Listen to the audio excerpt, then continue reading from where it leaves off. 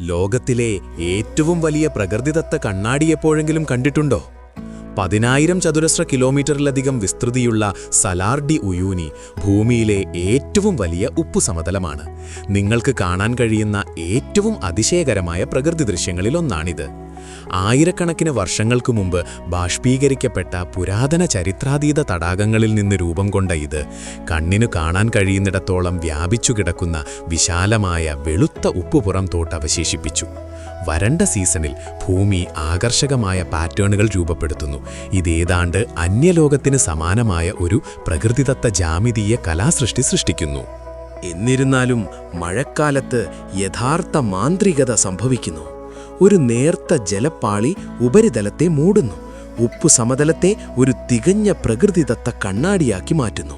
ആകാശം, മേഘങ്ങൾ, സൂര്യൻ പോലും വളരെ വ്യക്തമായി പ്രതിഫലിക്കുന്നു. ചക്രവാളം അപ്രത്യക്ഷമാകുന്നതുപോലെ തോന്നുന്നു.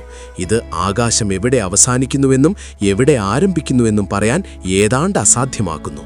ഈ അതിശയിപ്പിക്കുന്ന മിഥ്യാധാരണ സന്ദർശകർക്ക് മേഘങ്ങളിൽ നടക്കുന്നതിൻ്റെയോ അനന്തമായ സ്വപ്നതുല്യമായ സ്ഥലത്ത് പൊങ്ങിക്കിടക്കുന്നതിൻ്റെയോ അനുഭവം നൽകുന്നു.